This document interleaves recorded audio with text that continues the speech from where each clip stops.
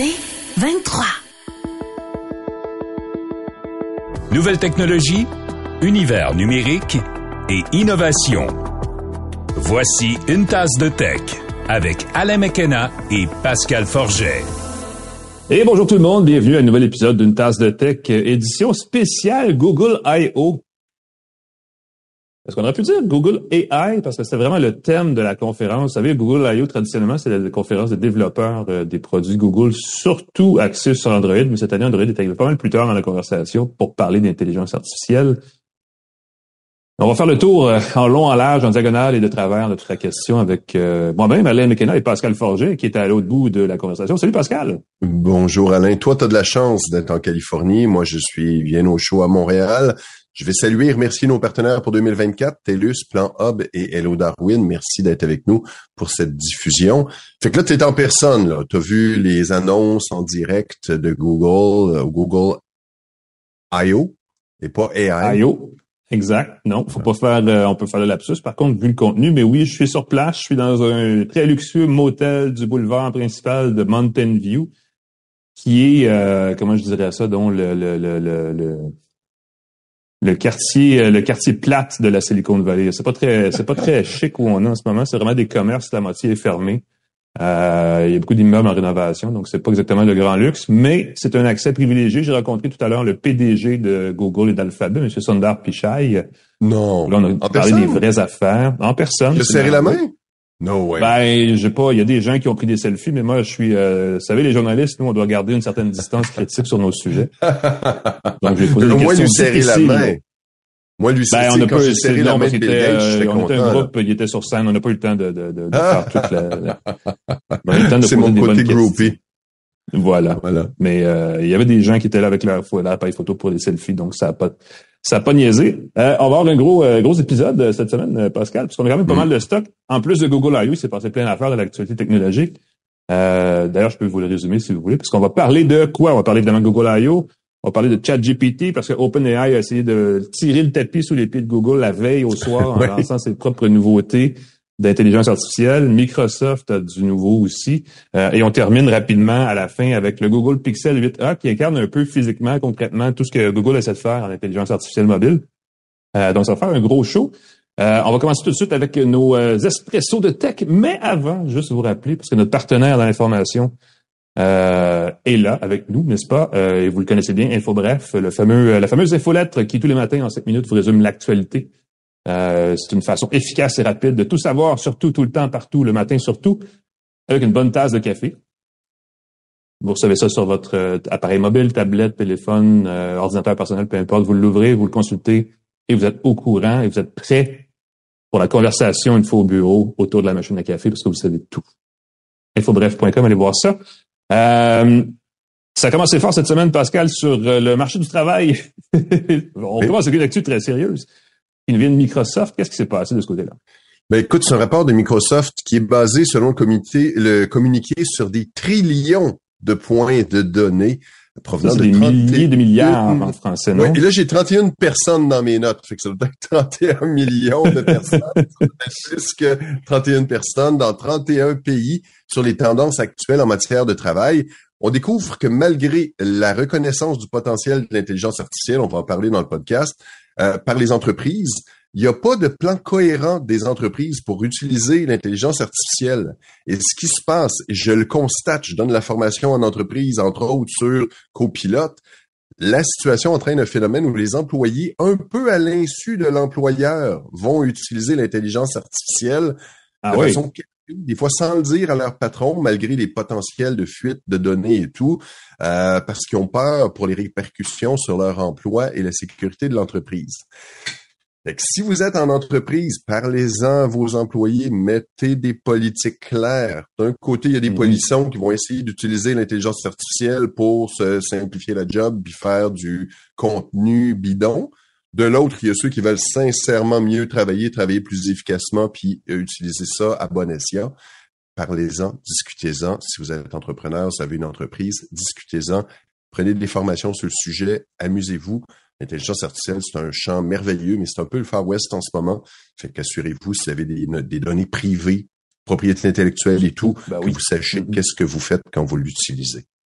rappelez surtout à vos employés que s'ils partagent avec un outil d'intelligence artificielle en ligne des données de l'entreprise, des chiffres de vente, n'importe quoi, ça se peut que ça ressorte ailleurs chez quelqu'un d'autre, et que vos données qui sont pourtant des données stratégiques fuitent à votre insu. Ça, c'est très important d'éviter ça. Donc, faut au moins le dire à vos employés, faites attention, au minimum. Oui. Faut garder ça. Ce qui est confidentiel doit demeurer confidentiel, n'est-ce pas? Parlant de l'échange de données, on va faire un lien facile. Intel avait une petite annonce cette semaine à propos du protocole Thunderbolt, dont, à mon avis, on ne parle pas assez. C'est tout qu'un protocole, c'est vraiment la version ultra rapide des ports USB-C qui, je trouve, est sous-valorisé dans les produits, surtout associés à Windows, parce que du côté d'Apple, on a les Thunderbolt et on en parle beaucoup. Parce que le transfert de données se fait très vite par Thunderbolt. Et là, Intel, à qui appartient dans le fond ce protocole-là, a présenté cette semaine Thunderbolt Share, qui est un logiciel, avec une application logicielle qui permet de brancher deux PC ensemble pour autant qu'ils ont un port Thunderbolt 4 ou 5. Et je ne sais pas s'il y a des ports des Thunderbolt 5 déjà en marché, parce que c'est quand même, je sais même pas si ça a été officiellement annoncé. Pas à ma connaissance. Je pense qu'ils en parlent, mais sur le marché, je pense que c'est pas encore disponible. Donc, dès que vous avez un protocole Thunderbolt sur votre PC assez récent, je vais dire comme ça, vous pouvez transférer des données directement d'un poste à l'autre, d'un PC à un PC. Et ça se fait à la vitesse de l'éclair. Je me rappelle plus c'est quoi la capacité maximale de Thunderbolt, mais c'est vite. C'est plus vite que les standards, c'est plus vite que les réseaux sans fil, c'est plus vite que les réseaux Ethernet aussi, les réseaux filaires. C'est plus vite que du USB standard, nécessairement. Et c'est fait justement pour éviter de congestionner un réseau domestique ou un réseau de travail. Si, par exemple, vous avez acheté un nouveau PC et vous voulez transférer vos données d'un PC à l'autre. Ben là, au lieu de le faire avec un disque externe, de copier-coller, puis de renvoyer tout le stock, puis ainsi de suite, juste copier-coller, mais de glisser, de poser ou peu importe. Ben là, vous branchez avec ce câble-là et vous pouvez le faire en quelques minutes à peine. C'est une belle petite technologie. On s'assure que tout est privé. On va pouvoir aussi s'en servir comme outil, je sais pas c'est quoi le terme français, mais KVM, là, le fameux outil pour prendre possession des périphériques d'un autre poste, parce que à travers cette connexion-là, on pourra aussi contrôler le clavier et la souris d'un autre PC. Ce qui, pour les gens qui ont une tablette, un téléphone, peut-être pas un téléphone, mais une tablette, une grosse tablette ou deux PC ou peu importe, un portable, un ordinateur de bureau, tout ça, ça va simplifier l'interaction entre leurs différents appareils. Évidemment, à condition d'avoir un câble Thunderbolt. Oui. Donc, c'est peut-être un élément, sans que ce soit la fin du monde, à considérer si vous achetez des nouveaux appareils personnels, un nouvel ordinateur ou quoi que ce soit, d'avoir cette compatibilité-là, parce que de plus en plus, je pense que le protocole Thunderbolt devient de plus en plus intéressant et c'est à considérer absolument. C'est gratuit, là, cette capacité-là de partager d'un PC à l'autre à travers le Thunderbolt, pour autant que vous ayez la compatibilité déjà sur votre appareil. Donc, considérez-le, je vais le dire comme ça. Et Thunderbolt, le petit truc, c'est que c'est un standard qui fonctionne merveilleusement bien quand il fonctionne.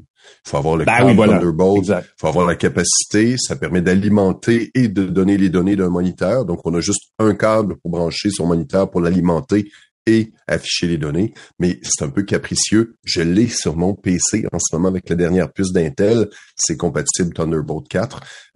Sauf qu'il faut mettre à jour les pilotes, il faut s'assurer que les périphériques soient compatibles, mais ça marche très, très bien quand ça fonctionne. Quand ça marche, ça marche. Ça, c'est très vrai. Voilà. Je sais pas si tu as suivi ça de près. Il y a eu des nouveautés du côté d'OpenAI juste avant Google I.O. Il y a eu un nouveau, une version, je veux dire, simplifiée, une version complexifiée de GPT-4 là, qui a été présentée. Oui, une version GPT-4, entre autres, pour ordinateur de bureau. On va pouvoir l'utiliser avec une application dans son ordinateur directement, sans passer par son téléphone. Ça peut être chouette pour ceux qui travaillent avec un clavier puis une souris.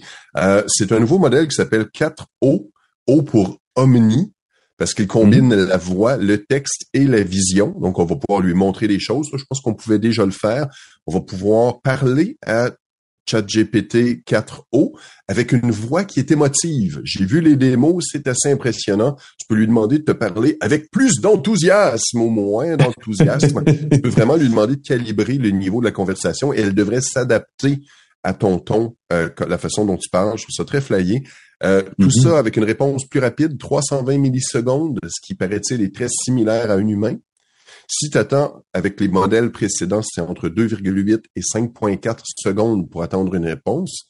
Fait que si je te parle, tu me parles pas pendant 5,4 secondes, je vais m'inquiéter. Avec l'intelligence artificielle, 320 moins un tiers de seconde, grosso modo, pour répondre. J'ai trouvé que les démos étaient assez convaincantes. Ça va bientôt être déployé. J'ai pu utiliser 4.0, mais pas la fonction vocale. Donc, ça va être déployé au cours des prochaines semaines. Bien hâte de voir ça. On peut déjà gratuitement, et ça, c'est l'autre chose qu'ils disent, on offre notre dernier modèle, le plus performant, gratuitement à tout le monde. Fait que moi, je pense que je vais arrêter de payer pour ChatGPT. Je ne sais pas pourquoi je le fais. Ça marche très bien. C'est encore gratuit. Pourquoi pas l'utiliser? GPT-4. GPT 4.5 est payant et probablement que GPT-5 va arriver. Il va arriver. Il y a une course définitivement entre OpenAI et Google et je l'ai senti cette semaine parce que ça a été beaucoup discuté je sais pas c'est une course vers quoi, là, mais clairement on essaie de garder le lead sur ces projets-là, ces produits-là, parce que ça ressemble beaucoup à ce qui a été annoncé le lendemain chez Google I.O. aussi. Google I.O., je vais vous dire en passant, une conférence qui dure 2 jours. D'habitude, la première journée, on parlait que d'Android. Cette année, on a parlé que d'intelligence artificielle. Mais la deuxième journée, qui est en fait aujourd'hui, donc ce matin, on parlait enfin d'Android 15, la prochaine version d'Android qui s'en vient. Et on en parlait probablement un petit peu moins parce que c'est pas une mise à jour majeure qui s'en vient. Son nom officiel, c'est Ice Cream Cake, si je me rappelle bien, gâteau à la crème glacée. Et je pense qu'il y a même une saveur, genre Ice Cream Cake à la fraise ou un truc dans le genre. Il va falloir le vérifier parce que le dernier, Android 14, de mémoire, c'était genre gâteau renversé. Je vous dis ça parce que c'est très important de le savoir, mais aussi parce que Android 15 arrive avec quelques petites nouveautés intéressantes, mais pas pour tout le monde nécessairement. Évidemment, il y a beaucoup d'intelligence artificielle intégrée. L'application de Gemini, l'application d'intelligence artificielle de Google remplace de plus en plus l'assistant Google, donc l'espèce d'assistant numérique. On en parlera tantôt quand on va revenir sur Google I.O. Il y a trois nouveautés principales sur Android 15. La première, c'est qu'on a créé un espace privé qui apparaît au bas du tiroir, le fameux tiroir où on voit toutes les applications sur son téléphone. Il y a une portion là qui va être cachée où on va pouvoir stocker des applications ou du contenu qu'on veut pas que les autres voient. Et pour y accéder, il faudra s'authentifier une deuxième fois pour avoir accès à ces applications-là, mais à leur contenu aussi. C'est-à-dire que si on verrouille cet espace-là, et si on a des applications dans l'espace caché, privé de son téléphone, les alertes ne seront pas présentées sur l'écran d'accueil, sur l'écran verrouillé. Ça va vraiment être gardé à part. Donc, on va vraiment essayer de protéger ces données-là. J'imagine que ça va être pratique pour les gens qui veulent tromper leur douce moitié là pour mettre l'application de rencontre en ligne. Ça fait le même dans cette section-là. Peut-être des informations financières aussi, je sais pas. Mais c'est vraiment ça l'idée, c'est de vraiment protéger du contenu sur l'appareil. C'est considéré comme un deuxième profil. On va vraiment gérer ça comme un profil différent. Donc, on va isoler toute l'information. La deuxième affaire, c'est qu'on s'est rendu compte que la façon que les gens se faisaient voler leur téléphone de plus en plus, c'est que quand on sort sur la route, sur le chemin, sur le trottoir, dans la rue, son téléphone, des gens partent en courant, passent en mobilette ou encore peu importe comment, et hop, vous arrachent des mains votre téléphone alors qu'il est déverrouillé. Active l'application d'appareil photo, ce qui empêche de verrouiller pendant une très longue période, et éventuellement change le NIP et là prenne possession de votre téléphone. Alors ce qu'on a créé, c'est qu'on utilise des outils avec l'accéléromètre et des algorithmes pour détecter cette action-là de le téléphone qui se fait arracher des mains et pour prévenir que le téléphone puisse être volé. Donc on verrouille automatiquement et on envoie une alerte. Et ça, ce qu'on disait, c'est qu'il y a beaucoup dans les grandes villes, c'est pas un gros phénomène chez nous, mais au Brésil, entre autres, en Angleterre, à Londres, c'est un phénomène rampant, le vol de téléphone. Donc, on a vraiment voulu éviter ça. Il y a des fonctions aussi d'effaçage de contenu à distance, des choses comme ça qui sont déjà quand même assez répandues, qui sont intégrées directement à Android maintenant. Et ça ajoute pas mal de fonctions d'un peu plus de sécurité par rapport à ce qui va être Android 15. Et il y a une version bêta déjà qui a été lancée. Je pense que c'est la bêta 2 qui est sur les téléphones Pixel, Pascal. J'ai installé une bêta, j'étais tout énervé, mais je le dis tout de suite, là, ceux qui sont tentés, moi je suis toujours tenté d'avoir le dernier truc, ça a désactivé certaines fonctions, dont le paiement mobile. L'application, comme c'était une version bêta, n'était pas approuvée pour le paiement mobile, fait que je me retrouvais au téléphone, avec mon téléphone pour payer sans pouvoir le faire. Faites juste garder ça en tête si vous utilisez une version bêta, ça peut désactiver des fonctions importantes. C'est pas une version qui est finale encore. Mais aussi, ça va être disponible sur les téléphones OnePlus. Et ça, là, ça c'est l'autre truc, ouais. Il y a des fabricants triés sur le volet, dont OnePlus, qui est peut-être la seule marque de téléphone qui est pas les pixels vendus au Canada, qui va avoir accès à une version bêta aussi d'Android 15. Et ce que j'ai vu tantôt, j'avais un téléphone OnePlus dans mes poches, c'est la version bêta 1. Il y a accès à la version stable et la version ouverte, donc Open Beta, qui est les plus fragiles, mais ça aussi, ça désactive un paquet de fonctions. Le Bluetooth devient erratique, le Wi-Fi fonctionne pas tout le temps, le déverrouillage par reconnaissance faciale devient défectueux. Donc, Android 15 s'en vient là cet automne, il n'y a pas de doute. Mais en attendant, pressez-vous pas parce que les bêtas sont un petit peu sont pas à point, ils sont pas 100% fonctionnels. Fait que ça, en tout cas, bref, ça à suivre. Et pour compléter là-dessus, Pascal, le service de localisation d'urgence est maintenant disponible sur Android aussi. Là. Oui, ça, c'est quelque chose qui est une belle nouvelle. On reste Android cette semaine. Ça va être probablement d'autres manufacturiers ou d'autres entreprises du GAFAM dans les prochaines semaines. Mais le service de localisation d'urgence, c'est quelque chose qui est très, très chouette sur les téléphones Android. La fonction serait compatible avec 99% des appareils Android. Qu'est-ce que c'est? Wow. Ça permet, quand vous appelez ou vous textez au 911, les gens, il paraît, textent de plus en plus au 911. Jeunesse oblige, je sais pas. Ça va localiser dans un rayon de 6 mètres les gens quand on va appeler. C'est une localisation qui est multimode, qui va utiliser non seulement le GPS si on est à l'extérieur, les tours cellulaires si on est dans un réseau cellulaire, mais aussi les réseaux Wi-Fi qui sont autour de nous et les capteurs de l'appareil. Donc, ça devrait donner une très, très bonne précision de localisation, même à l'intérieur des édifices. Et ça peut sauver des vies, ça l'a déjà fait, un peu comme les fonctions de sécurité des téléphones d'Apple qui détectent les collisions, des choses comme ça. Ben, avec le SLU, on a pu rapidement, dans un rayon de 6 mètres, trouver des gens en forêt, trouver des gens dans des endroits difficiles d'accès. Puis quand on y pense, là, c'est la différence entre un appartement puis un bloc appartement. C'est la différence avant la précision de la localisation. On avait une idée très vague de la localisation et si la personne n'était pas à l'extérieur, c'était plus difficile. Donc maintenant, on a le meilleur des deux mondes. Bonne mesure. On peut pas avoir trop de sécurité dans ces situations d'urgence-là. Donc, effectivement, bel ajout à Android. Surtout que ça devient, parce que c'est rare avec Android que ça fonctionne de façon aussi généralisée du premier coup. Donc, félicitons aussi les gens de Google d'avoir fait ça. On va parler d'Android, de tout ce qui s'en vient, tout ce qui est nouveau du côté de Google dans les prochains instants. On va juste prendre une petite courte pause, je prenne mon souffle, je prends une petite gorgée d'eau. Il y a du stock, là. C'est chargé. Restez avec nous, parce qu'on fait le point sur Gemini, Gemma, les gemmes. Il y a vraiment plein d'affaires là même basées sur le thème Gemini et sur tout le reste qui est à Google I.O. Restez avec nous à une tasse de tech.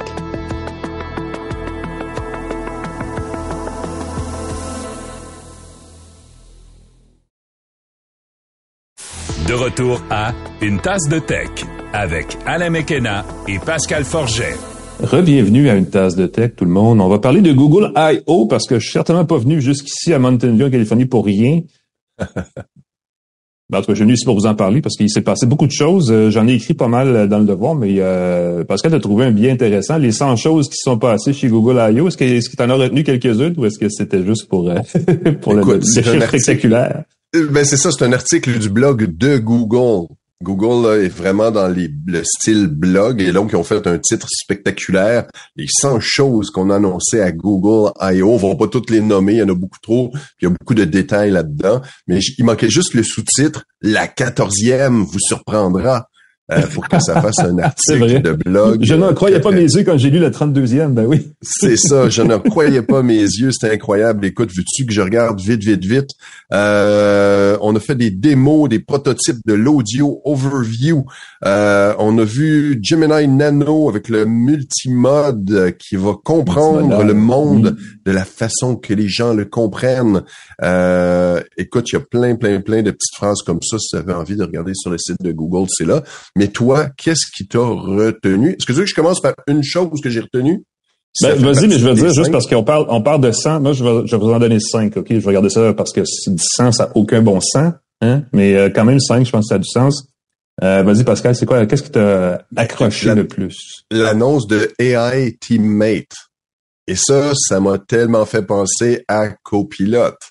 De la même manière que souvent Apple annonçait des trucs avec des noms, tu fais ben c'est la même fonction que, ou que Microsoft annonçait des trucs qui étaient la même fonction que. Dans ce cas-ci, c'est assez flagrant que le AI Teammate de Google est un assistant pour le travail. Ça devient une intelligence artificielle qu'on peut ajouter à des équipes de travail, qui va pouvoir répondre aux questions, qui va pouvoir donner son avis, qui va pouvoir donner du feedback. Très, très, très curieux de voir comment ça va fonctionner pour les entreprises qui utilisent les applications de Google comme Google Docs ou les Sheets de Google. peut-être que ça va être un gros plus. Puis ça va peut-être les en donner moins envie de passer du côté de Microsoft, là, qui est très, très fort dans l'intégration de copilotes dans ses applications.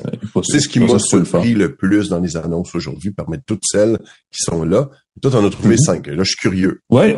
Ben, je vais combiner un peu. Il y en a une il y en a en fait qui sont 2 en 1, ou même, je pourrais dire 3 en 1, parce qu'il faut se rendre à 100 après tout. Toute la génération de contenu multimédia, on a vu 2 ou 3 outils, notamment VO, qui est un outil de génération de vidéos à partir de texte. On a déjà parlé de Sora, du côté de ChatGPT. C'est exactement la même chose. Mais la première chose que Google a dit à propos de VO, c'est que nous, on peut faire pas mal plus qu'une minute de vidéo générative basée sur une phrase ou 3 phrases, ou en tout cas basée sur un petit paragraphe de texte. C'est un outil assez intéressant. Ça génère de la vidéo pleine HD, 1920 par 1080 pixels, d'une durée d'environ 1 minute pour partir, mais on a un petit bouton, on appuie, j'en veux plus, et ça prolonge la vidéo que ça crée. On peut demander, évidemment, par exemple, une voiture qui déambule sur un boulevard urbain, mais on peut aussi donner, je veux des effets spéciaux, je veux de la fumée, je veux une explosion, je veux un time-lapse, donc un hyper accéléré. Au contraire, je veux une vue aérienne style ralenti d'un satellite. Il y a plein de fonctions comme ça qui ont été ajoutées.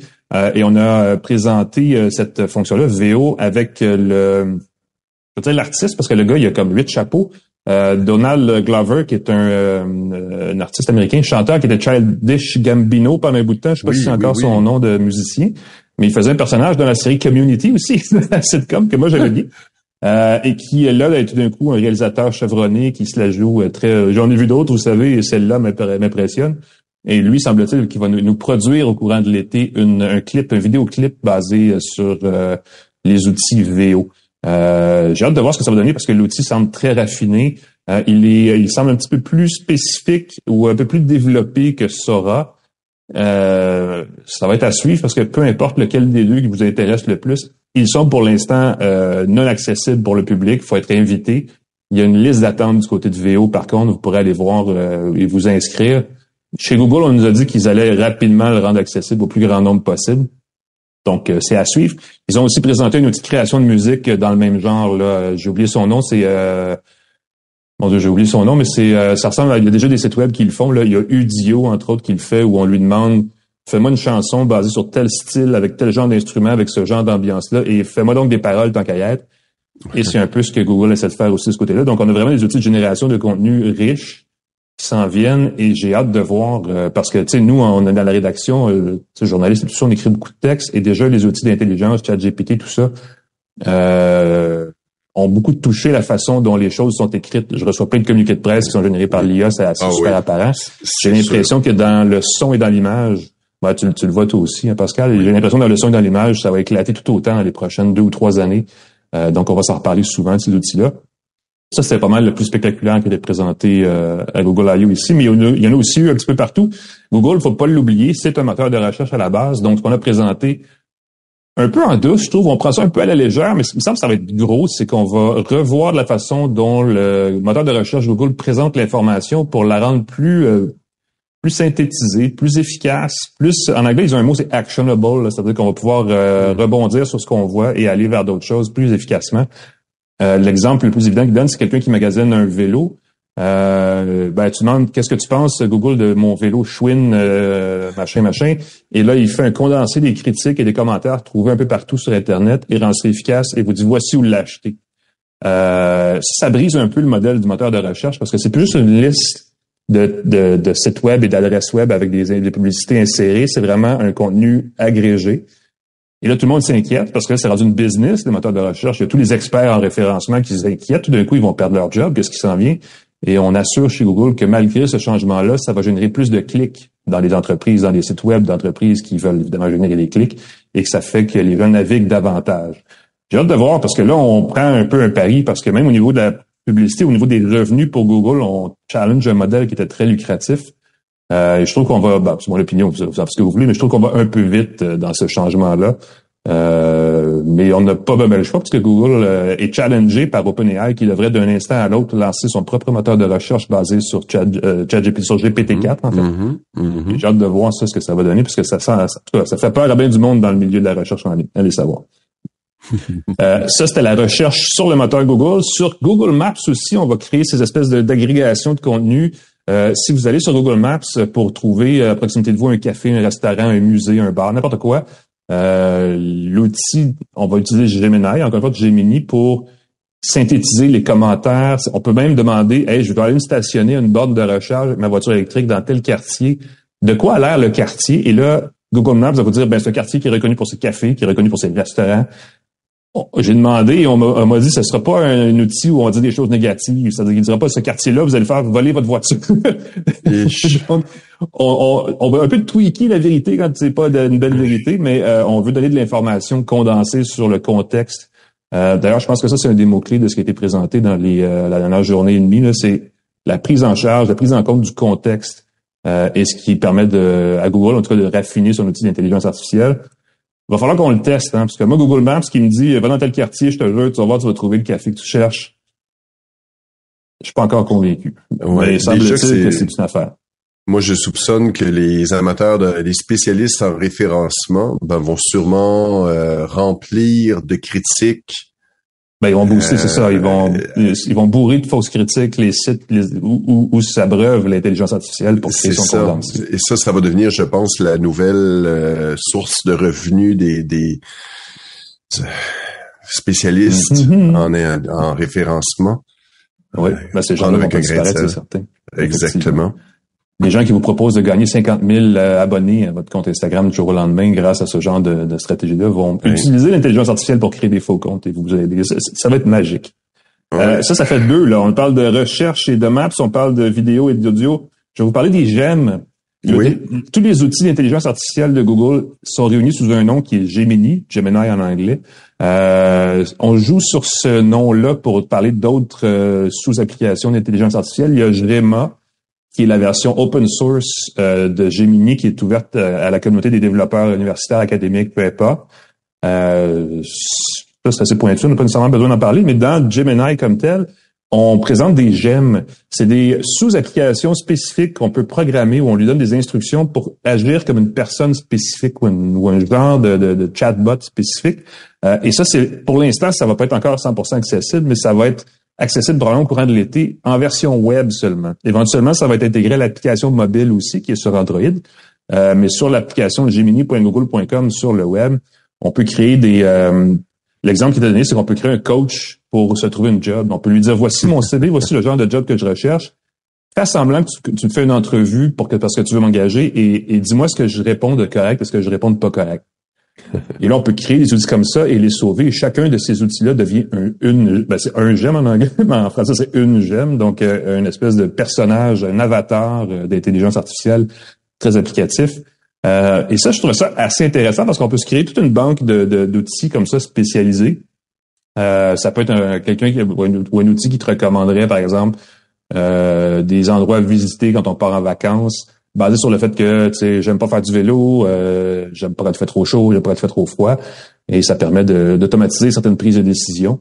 On dit que c'est un très bon outil pour faire du remue-ménage. Je dois écrire un rapport pour le travail ou pour l'école sur tel sujet. Qu'est-ce qui serait un angle différent?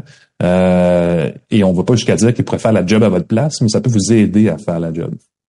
Je sais pas à quel point ça va être vrai, mais j'ai trouvé ça le fun d'arriver avec une capacité comme ça de créer des petits outils spécialisés que tout le monde peut créer soi-même. Et on dit que c'est séparé, donc les données dans ces outils-là restent chez vous.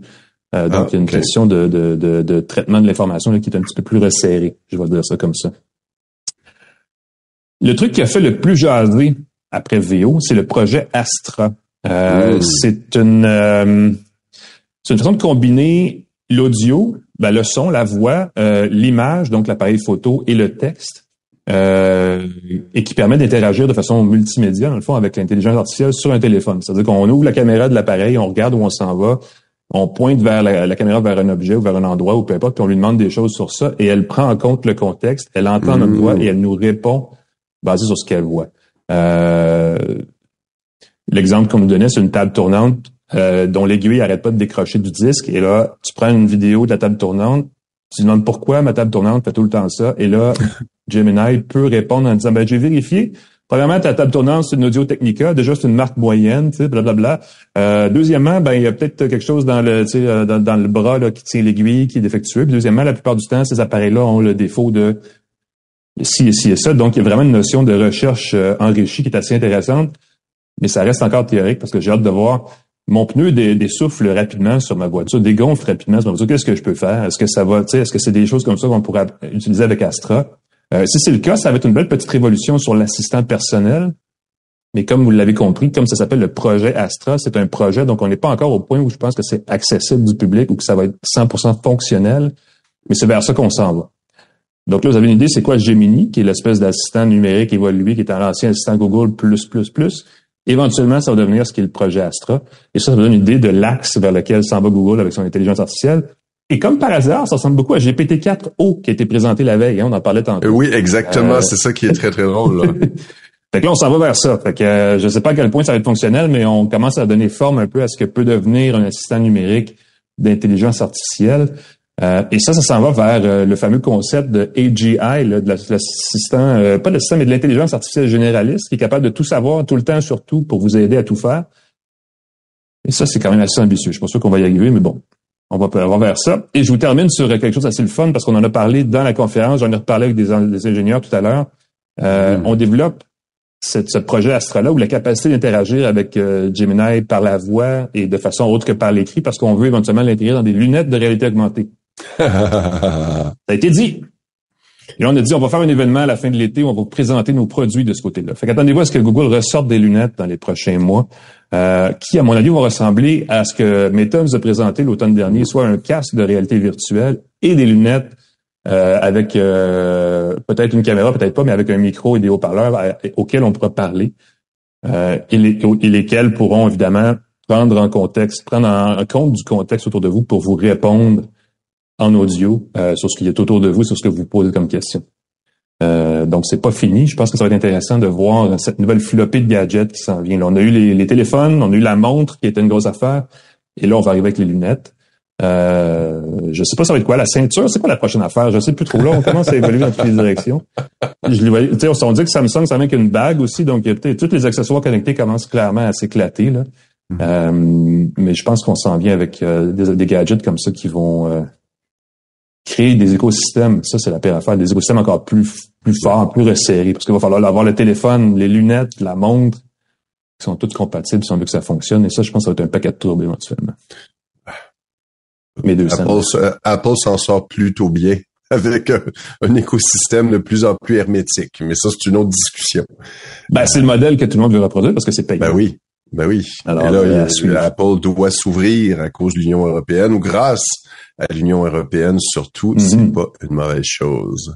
Fait que voilà, génération de vidéos, d'audio, de musique, la recherche, les maps, le projet Astra, les gemmes et les lunettes.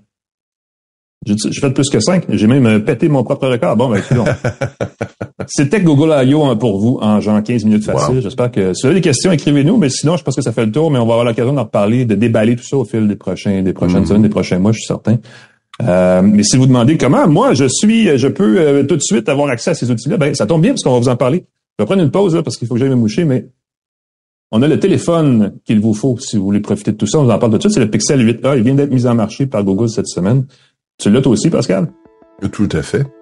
Voilà, fait qu'on vous revient avec ça tout de suite. Restez avec nous, une tasse de tech.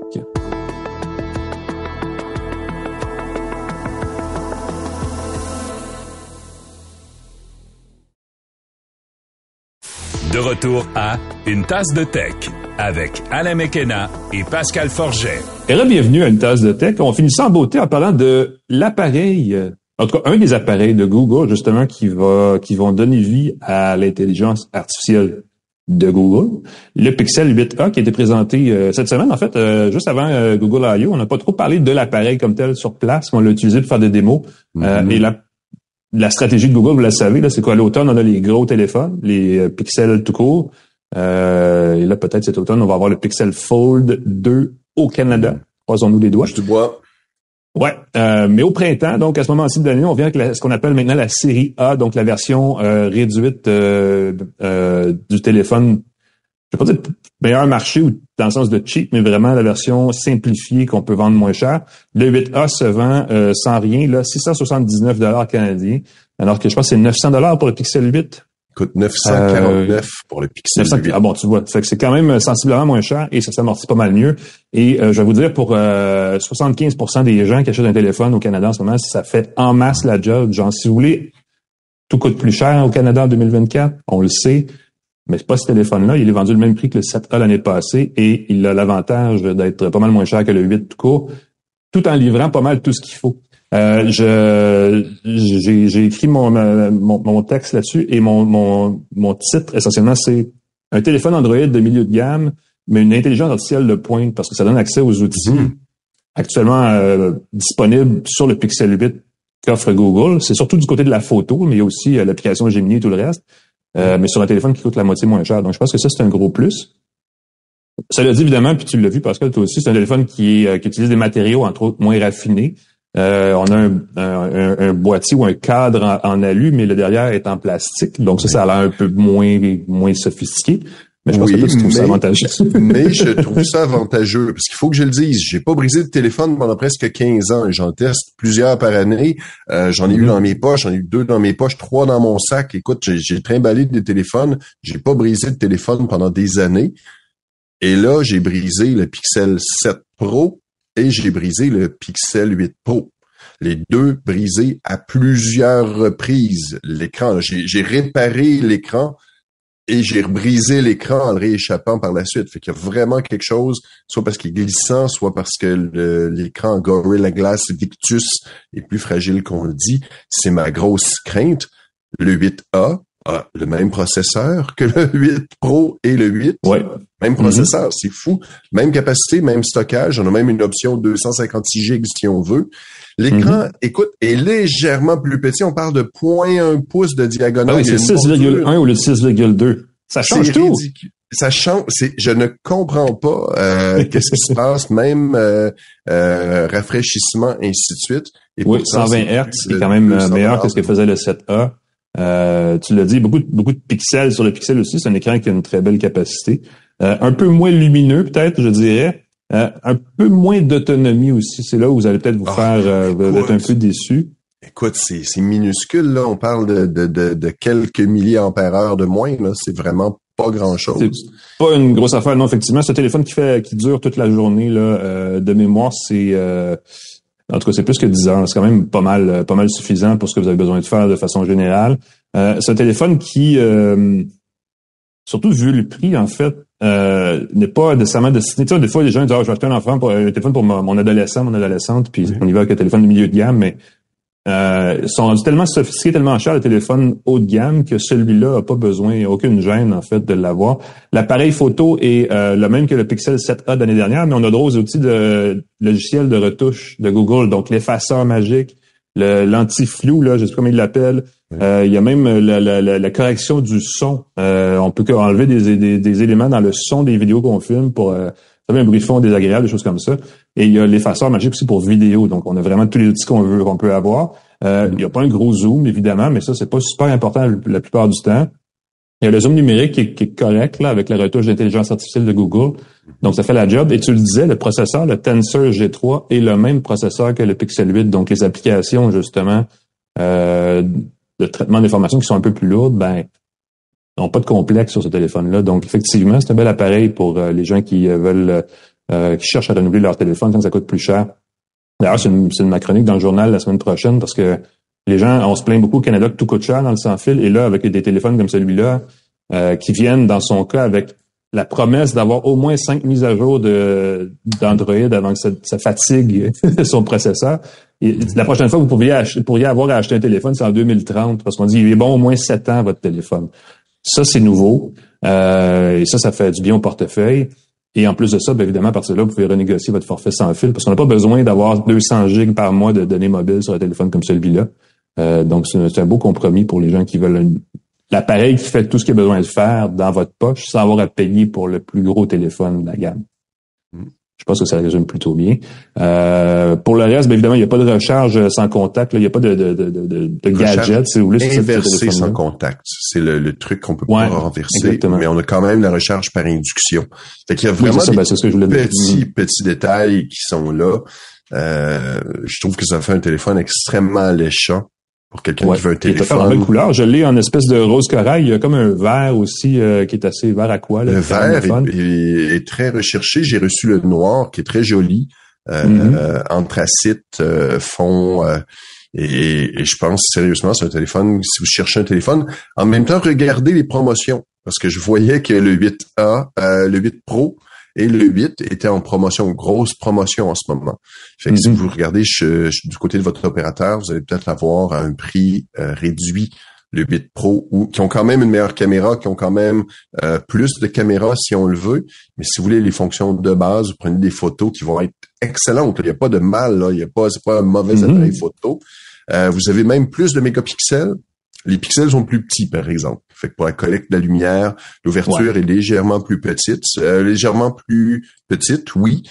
Fait que ceux qui veulent prendre des photos plus... Encore une fois, l'intelligence artificielle corrige. Vous allez prendre des très, très belles photos, beaucoup plus qu'un appareil peut-être $100 de moins, mais qui n'aura pas toutes les fonctions d'intelligence artificielle de Google. Voilà. Très, très bon achat si jamais vous cherchez un téléphone. Ah oui, c'est un bon achat, c'est certain. Puis c'est peut-être l'achat à faire si vous magasinez pour un téléphone Android. Toujours le débat entre moi ça me prend un iPhone et tout ça, puis les gens ils veulent absolument accrocher sur l'iPhone, mais pour pas cher, un téléphone qui fait la job, le Pixel 8a est une référence, il n'y a aucun doute. Et vous pouvez installer Gemini dessus, et vous pouvez à partir de là challenger tout ce qu'on vient de dire à propos de Gemini et de l'intelligence artificielle chez Google, parce que vous y avez accès. Donc c'est quand même pas rien non plus. Ouf, c'est pas mal ça, mon cher ami, je suis pas mal essoufflé. On avait pas mal de stock en condensé. Oui. Tu vas pouvoir poursuivre ton voyage en Californie. Tu reviens bientôt, j'imagine. On se revoit. Donc, je pense que tu fais encore en déplacement lors de... Je fais mes valises, puis je reviens à la maison pour la fin de semaine et on repart la semaine prochaine. On va parler de Vivatech, la conférence techno qui a lieu à Paris, qui se veut le gros CES européen de plus en plus. Il y avait Elon Musk l'année passée. Cette année, il ne sera pas là, mais il y a une cinquantaine de jeunes entreprises québécoises qui y vont. Fait que je m'en vais les voir là-bas. Oh là là. Vous vous demandez pourquoi vas-tu les rencontrer à Paris alors qu'elles sont de Montréal? Je dis, c'est les fois où elles sortent de chez eux. J'imagine c'est l'occasion de les rencontrer. Mais oui, on va parler d'intelligence artificielle encore la semaine prochaine, puis on va essayer de faire quelque chose en direct de là-bas à une tasse de tech aussi. Écoute, bon séjour, bien du plaisir. Ceux qui sont curieux, qui ne connaissent pas Vivatech, jetez un coup d'œil là-dessus. C'est un salon super intéressant. On va remercier nos partenaires, TELUS, Planet Hoster, Hello Darwin, merci d'être avec nous.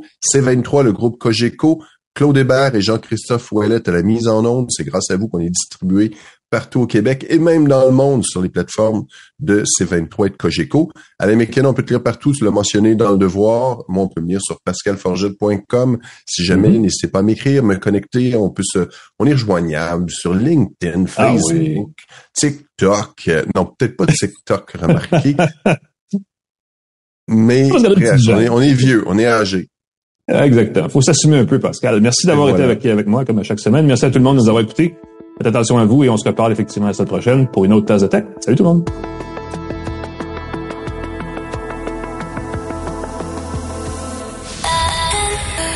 C'est 23.